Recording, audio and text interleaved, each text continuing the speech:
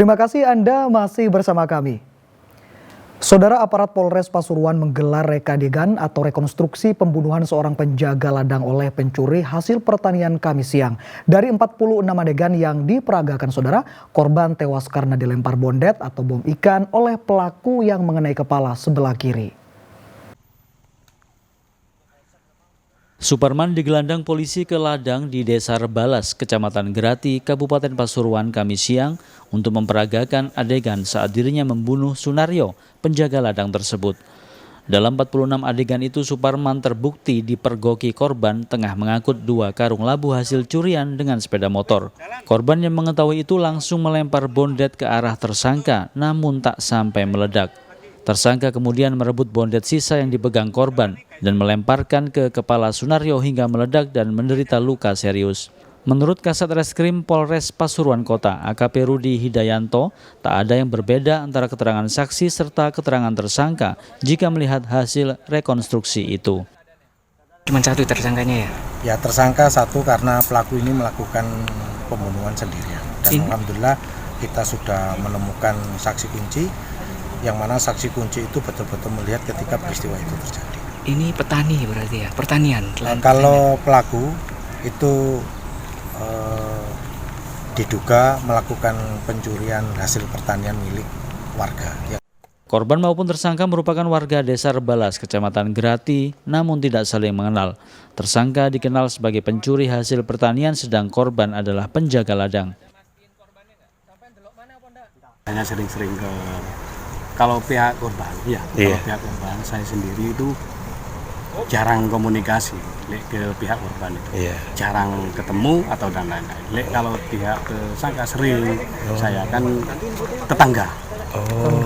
Seperti diberitakan sebelumnya, seorang warga ditemukan tewas mengenaskan di Jalan Setapak Ladang, Desa Rebalas, Kecamatan Grati pada 5 Maret 2024. Jasad korban ditemukan teman kerjanya yang saat itu sempat mendengar suara ledakan dari kejauhan. Korban sempat dibawa ke rumah duka, namun kemudian dibawa ke Rumah Sakit Umum Daerah Grati Pasuruan untuk diautopsi. Sedangkan pelaku diciduk di rumahnya, Dusun Wringin Anom, Desa Rebalas, Kecamatan Grati, 9 Maret lalu. Tersangka dijerat pasal 338 KUHP tentang pembunuhan dengan ancaman hukuman 15 tahun penjara. Dan Ari Gafur melaporkan dari Pasuruan.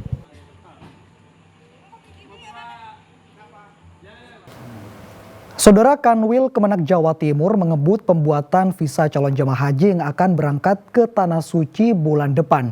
Dari total 37.270 calon jemaah haji asal Jatim, 11.632 jemaah visanya telah terbit. Kemenak Jatim, saudara, mengimbau Kemenak di daerah segera mengirim dokumen pengurusan visa karena batas akhir pengurusan yang ditetapkan pemerintah Arab Saudi adalah tanggal 29 April. Jelang pelaksanaan ibadah haji tahun 2024, Kemenak Jawa Timur terus memproses pembuatan visa haji. Pada ibadah haji tahun ini, Jawa Timur mendapat kuota sebanyak 37.270 jemaah.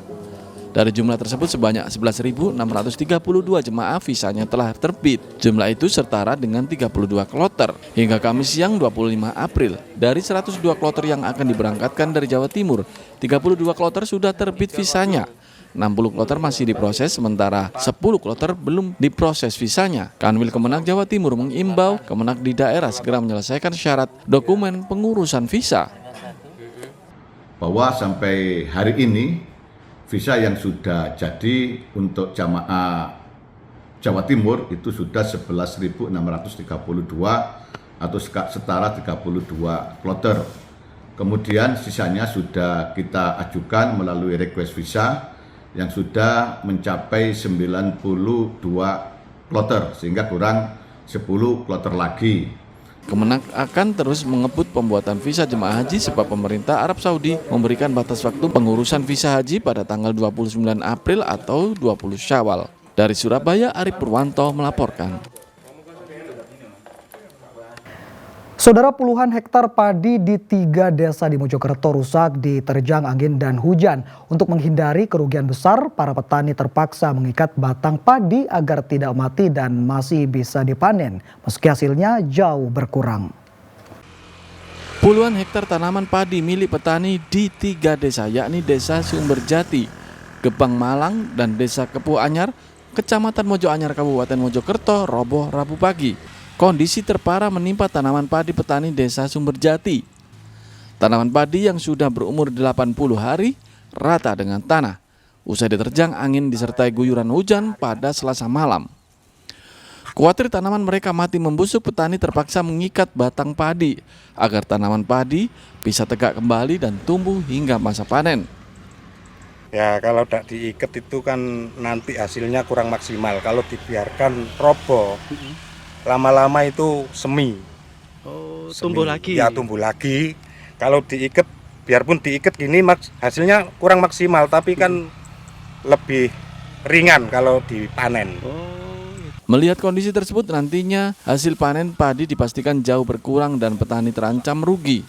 Karena harga jual gabah dipastikan turun karena terendam air sebelum dipanen. Dia Eko Purwoto melaporkan dari Mojokerto.